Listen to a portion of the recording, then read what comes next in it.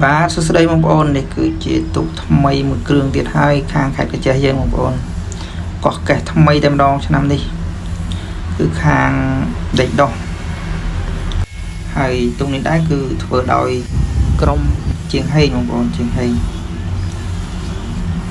លើនេះសូមបងប្អូនទៅតាមដានទស្សនាវីដេអូជាមួយខ្ញុំសូមអរគុណថ្ងៃនេះបានមកកន្លែងទូកសន្ត្រីពេជ្រខ្សែជេđấy do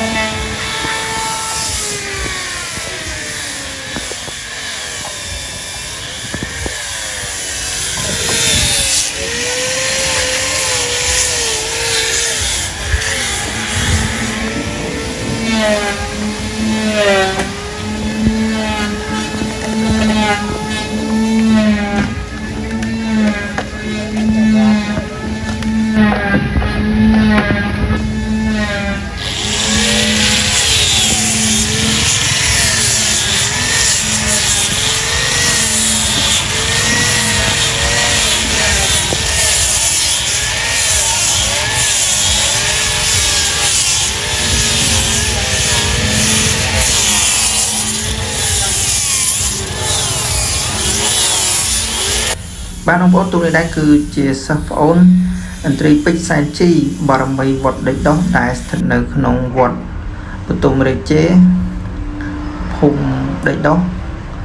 ឃុំព្រែកប្រសពស្រុកព្រែកប្រសពខេត្តកាចេះបងប្អូន